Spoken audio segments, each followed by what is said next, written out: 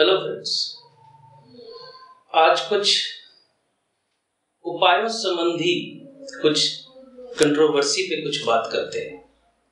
उपायों संबंधी कंट्रोवर्सी कुछ यूं कि आप, चलो मैं खुल के ही कहता हूं, क्योंकि मैं सोशल मीडिया पे एक्टिव हूं, मुझे जानने वाले ज्यादातर लोग जानते हैं। तो सोशल मीडिया पे कई तरह के उपाय, हमारे जैसे बहुत से ज्योतिषी हैं वहां, तो कई तरह के उपाय हमारे आंखों के सामने घूमते हैं। तो बड़े अजीब अजीब उपाय भी कभी सामने आ जाते हैं। जैसे किसी ने कह दिया कि बुध खराब है और आपके 32 दांत है तो एक दांत तोड़वा दीजिए क्योंकि वो टूट जाना है। ये एक कंट्रोवर्शियल उपाय। इसी तरह किसी ने कहा मकर संक्रांति में जो सूर्य को जल नहीं चढ़ा सकते, वो कोई दूसरा उपाय करे। अब यहां हास्यकर बात यह है, सामने आ जाती है कि सूर्य को जल कौन सा व्यक्ति ना चढ़ाए। यानी आप लॉजिक अगर उसको समझना चाहते हैं तो यही कहेंगे ना कि किसी व्यक्ति का सूर्य खराब है, उसका सूर्य षष्ठेश है या अष्टमेश है, जैसा कि मकर राशि में, मकर लगन में होता है, या मीन लगन में सूर्य षष्ठेश होता है, या फिर आपका कन्या लगन में सूर्य द्वादशेश होता है। तो ऐसी स्थिति में उस जातक को कहेंगे कि आप सूर्य नमस्कार मत कीजिए। देखिए, इसी चीज को देखते हुए मैंने एक पोस्ट डाली थी, आज बड़ा हास्यकर स्थिति उत्पन्न हो गई। यहाँ मेरा इस तरह कहने का मतलब ये नहीं कि मैं सर्वज्ञानी हूं, ऐसा मैं दावा करता भी नहीं अपने वीडियोस में। लेकिन ये मजे की बात ये है कि स्टिक टू बेसिक जो मैं कहता हूं उस पे बड़ा अभाव मुझे नजर आता है। यानी बेसिक बड़ा वीक नजर आता है मुझे। मैंने यूं ही मजाक में पोस्ट डाल दी कि सांस लेने के लिए कौन सा ग्रह कारक होता है, यानी हम जो सांस लेते हैं उसके लिए कौन सा ग्रह जिम्मेदार है। किसी ने सूर्य कह दिया, सूर्य जगत की आत्मा है। किसी ने बुध कह दिया क्योंकि मेष लगन की कालपुरुष की कुंडली से बुध तृतीयेश होता है। यानी मतलब कोई एक मत नहीं। चलिए मैं यहां बता दूंगा कि कौन सा ग्रह है और क्यों है। चलिए मैं पहले ही बता देता हूं। शनि देव सांस का कारक ग्रह है। अब क्यों है, देखिए, सूर्य और मंगल जो है अग्नि तत्व के ग्रह है। चंद्रमा और शुक्र जो है जल तत्व के ग्रह है। बृहस्पति आकाश तत्व का ग्रह है और बुध जो है पृथ्वी तत्व का ग्रह है। शनि देव जो है वायु तत्व के ग्रह हैं। यानी एकमात्र शनि ही वायु तत्व का प्रतिनिधित्व करता है।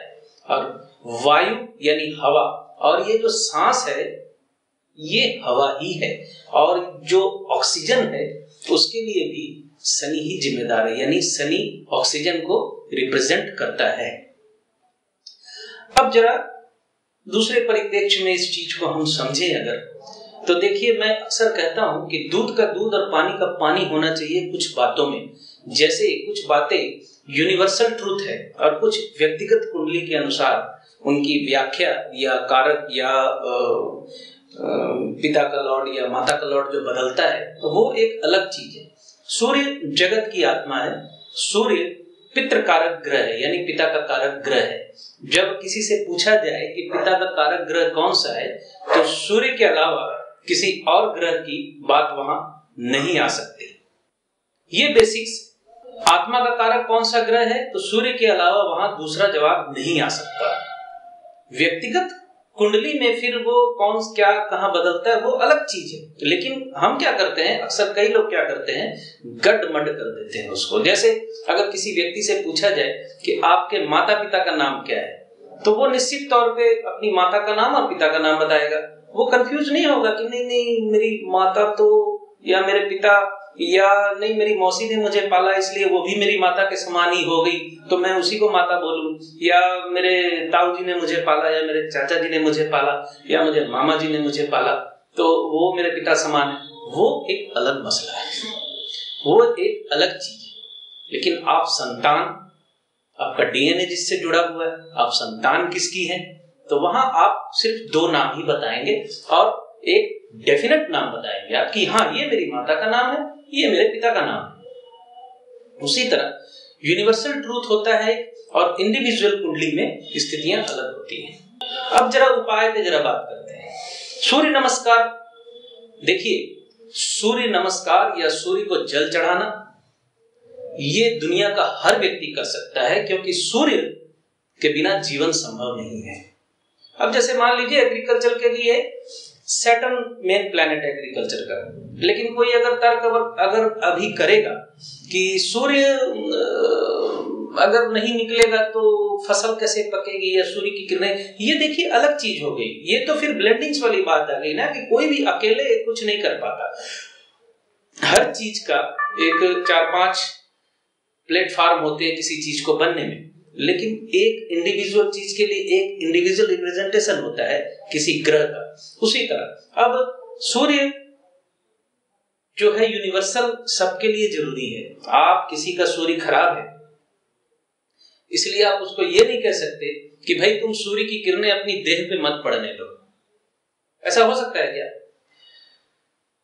ऐसा नहीं हो सकता। किसी का बुध अगर खराब है तो उसको आप ये नहीं कह सकते कि भाई अपनी चमड़ी तुम नोच के फेंक दो क्योंकि तुम्हारा बुध खराब है। ये त्वचा जो है, क्योंकि बुध त्वचा का कारक है, तो ये त्वचा तुमको नहीं चलेगी, इस त्वचा को उतार दो तुम, ये नहीं कहा जा सकता।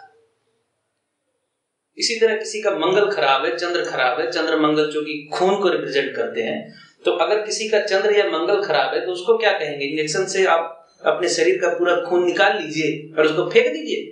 एक्चुअली हुआ क्या है, मैं बोलना नहीं चाहता लेकिन मजबूरी में बोलना भी पड़ता है। मुझे कई लोग कहते हैं ऐसी चर्चाओं में ना जाए, लेकिन ना जाए तो कैसे करें क्या? अब हमारे पास ही आके कोई तो पूछ रहा है कि हमने तो वो उपाय किया था, हमें ये उपाय बताया गया, तो हमें तो बोलना पड़ता है कि वो उपाय सही था या गलत था। मार्गदर्शन करना भी तो एक हमारा कर्म ही है। एक ज्योतिष का ये कर्म भी बनता है, फर्ज भी बनता है कि मार्गदर्शन भी करे। फॉलो किसने करना है, कौन मानेगा नहीं मानेगा, ये तो उसकी अपनी मर्जी है। तो एक ग्रह खराब है तो हर ग्रह का एक यूनिवर्सल इफेक्ट होता है। उस यूनिवर्सल इफेक्ट को आप डिनाई नहीं कर सकते। आपका अगर बुध खराब है और आपकी त्वचा ने खराब अगर होना है तो आपको अपने उस भाग्य को कैरी ऑन करना पड़ेगा और उस खराब त्वचा को लेकर ही सारी जिंदगी आपको चलना होगा यूं करते हुए। आपने देखा होगा कई लोगों को पैर में खाज हो जाती है, दाग हो जाता है, काला पड़ जाता है पैर। हाथों में भी कई लोगों को कई तरह की बीमारियां हैं, कई तरह के स्किन डिजीज हो जाते हैं। तो क्या करेंगे? चमड़ी थोड़ी उतार के फेंक देते हैं। वो यूनिवर्सल ट्रूथ है, वो तो रहना है। उसी तरह अच्छे बुरे हर प्लैनेट का एक यूनिवर्सल इफेक्ट है। उस यूनिवर्सल इफेक्ट को लेके ही आपको चलना है। कुंडली में खराब ग्रह हो गया, वो अगर वो फंक्शनल मैलिफिक हो गया तो फिर वो हो गया, उसमें कमी बढ़ोतरी। इसीलिए तो मैं कहता हूं अक्सर कि उपायों की एक सीमा है, एक सीमा तक उपाय किए जा सकते हैं, लेकिन ऐसा नहीं है कि आप किसी चीज को रिमूव कर दें। ये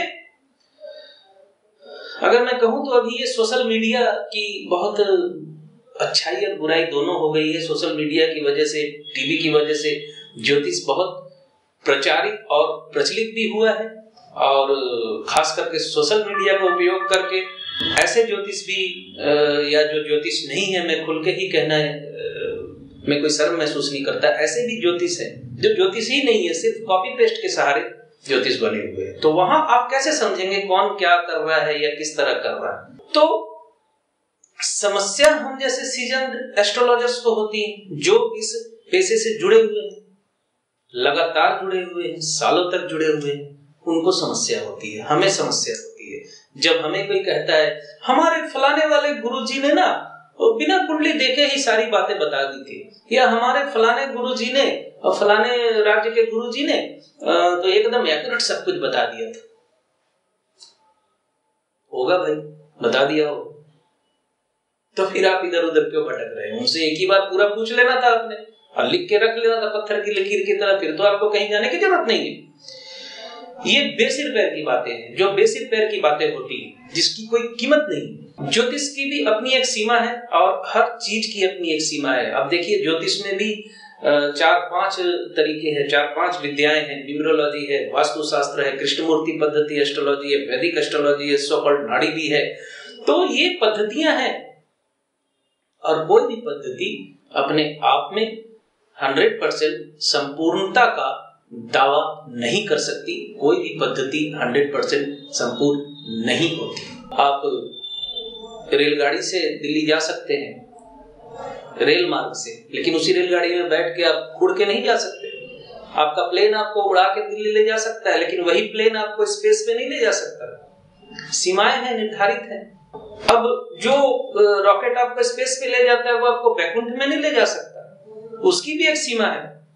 तो ये समझना होता है, ये अंडरस्टूड चीजें हैं, हमें खुद समझना चाहिए, आप क्लाइंट्स को भी खुद समझना चाहिए कि एक एस्ट्रोलॉजर्स की भी कितनी सीमा है, वो कहां तक क्या बता सकता है, कहां तक क्या कर सकता है। देखिए, दावे करने वाले बहुत हैं, और जो दावे करते हैं उनकी जिम्मेदारी मैं नहीं लेता। कई लोग इस तरह की बातें करते हैं, हमने 20 लोगों को दिखा दिया, हमने इतना पैसा खर्च कर दिया, आप हमें अब देख लीजिए यूं ही।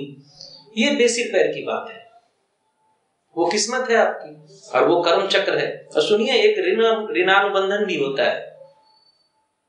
आपने जिनका जिनका पैसा देना है वो किसी न किसी बहाने जाके देना है, और वो किसी न किसी बहाने आप दे आते हैं जाके उसको। ये भी ऋणानुबंधन है जो कटते हैं धीरे धीरे। चलिए, ये कोई और चर्चा है, कर्म चक्र और ऋणानुबंधन पे किसी और दिन मैं चर्चा करूंगा, बात करूंगा। आज बस यूं ही उपायों पे ही कुछ चर्चा की आप लोगों से, आपका कुछ समय लिया और आपने मुझे समय दिया, उसके लिए आप सबका धन्यवाद।